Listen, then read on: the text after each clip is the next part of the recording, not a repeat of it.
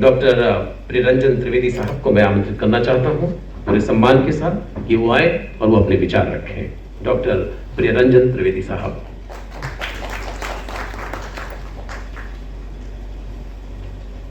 मेरे साथी प्रोफेसर सतदेव राय साहब, हमारे साथी डॉक्टर संदीप मरवाहा साहब, जो भारत सरकार के ब्यूरो ऑफ इंडियन स्टैंडर्ड्स के मीडिया एंटरटेनमेंट कमेटी के राष्ट्रीय अध्यक्ष हैं और साथ ही साथ कुलाधिपति हैं भारत की जो सर्वप्रथम मीडिया और टेलीविज़न की विश्वविद्यालय है रायपुर में, AFT यूनिवर्सिटी। हमारे सारे सभी दूसरे साथी जो मंच पे हैं और इस सभागार में हैं, सभी को मैं जानता हूं बहुत अच्छी तरह से। आप सबों को स्वागत इस अवसर पर।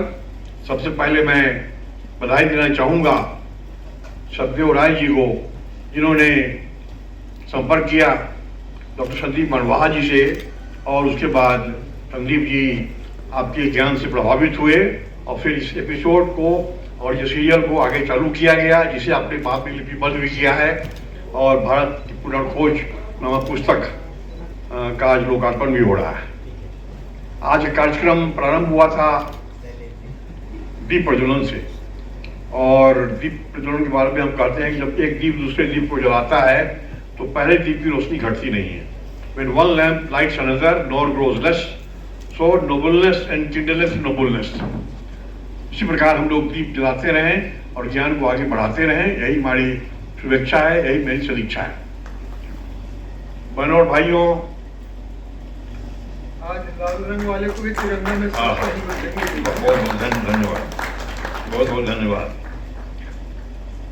मैं बता रहा था कि यह जो पुनर्खोज की बात है, इसकी मैं तुलना करता हूँ जब प्रधानमंत्री जी ने एक बैठक में कहा था कि when ocean was churned, जब समुद्र मंथन हुआ था जो जो चीज़ें निकली थी आपको सब ज्ञात है। उसी प्रकार अभी भी 21वीं सदी में और तृतीय सहस्राब्दी में आवश्यकता है कि फिर से समुद्र मंथन हो। तो मैंने तुरंत कहा कि मुझे एक विषय दिया जाए कि किस प्रकार रोजगार सृजन ज़्यादा से ज़्यादा हो सके, इसके लिए समुद्र मंथन से क्या निकलेगा। तो मैं प्रस्ताव करता हूँ कि समुद्र के जो संसाधन है उसका सदुपयोग किस तरह हो, जिसको हम ब्लू इकोनॉमी कहते हैं। नीति अर्थव्यवस्था के माध्यम से, समुद्र मंथन के माध्यम से हम पता करेंगे कि रोजगार सृजन कैसे हो सकता है समुद्री संसाधन को इस्तेमाल करके, चाहे डीप सी माइनिंग हो, डीप सी फिशिंग हो, या अलगी मैनेजमेंट हो, या मैरीटाइम ट्रांसपोर्टेशन हो। उसी प्रकार अभी जो आध्यात्म की बात है और जो वेदांत के बारे में नई बातें आई हैं, जो पहले से ही हमारे साथी प्रोफेसर सतदेव राय जी के पास था, उसका प्रचार प्रसार हो रहा है, इसकी मुझे बड़ी प्रसन्नता है। आप जानते हैं कि मेरे द्वारा प्रायोजित कई विश्वविद्यालय भारत और भारत के बाहर चल रहे हैं।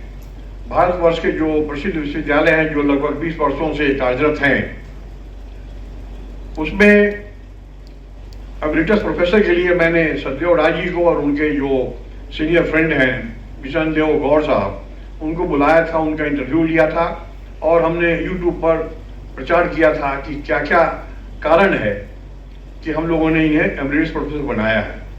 एमरिटस प्रोफेसर को मैं बोलता हूँ जीवन पर्यंत प्राध्यापक। आज से 20 साल पहले, जब जिस तरह आज अभी 75 साल के हैं सतदेव भाई, जब दूसरे साथी जिनको हमने बनाया अभी 95 वर्ष के हैं और आधे से ज़्यादा अभी जीवित हैं, तो मैं ये भी इच्छा करता हूँ, मुझे पूरा विश्वास है कि 20 वर्षों तक आप जीवन पर्यंत प्राध्यापक के रूप में रहेंगे। उसके आगे फिर प्रभु की इच्छा होगी तो भी आपको ग्रेस पीरियड मिलेगा।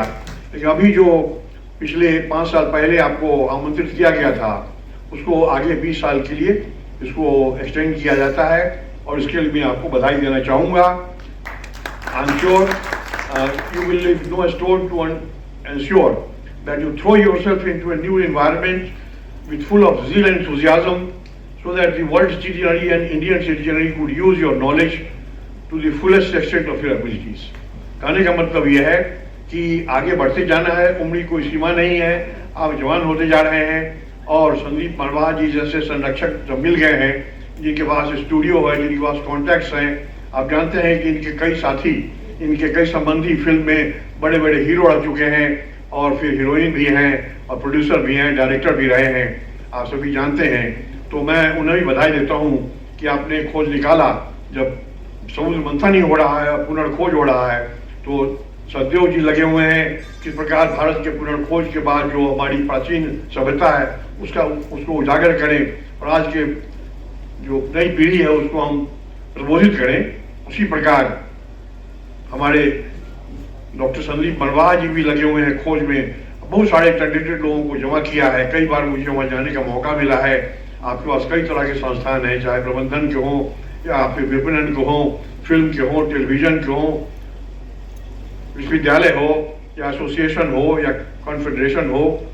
इस प्रकार की संस्थाओं का संचालन आप कर रहे हैं, आप आगे बढ़ते रहें।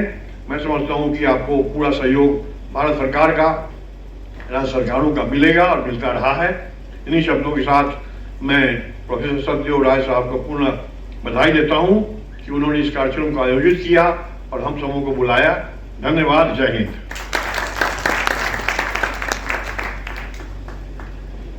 बहुत बहुत शुक्रिया डॉक्टर प्रियरंजन त्रिवेदी साहब, आपके विचार सुनने को मिले और निश्चित रूप से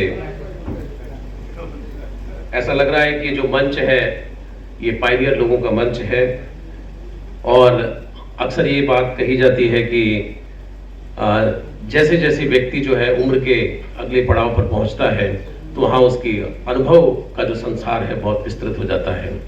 मुझे लगता है कि ये वो पीढ़ी है कि जिसमें बहुत सारी ऐसी बातें हैं जो अभी उन संभावनाओं को अभी लिया जाना है, सीखने की ज़रूरत है, उनको सहेजने की ज़रूरत है और उनको संरक्षित करने की आवश्यकता है, क्योंकि ये बहुत ही इम्पोर्टेंट पीढ़ी है।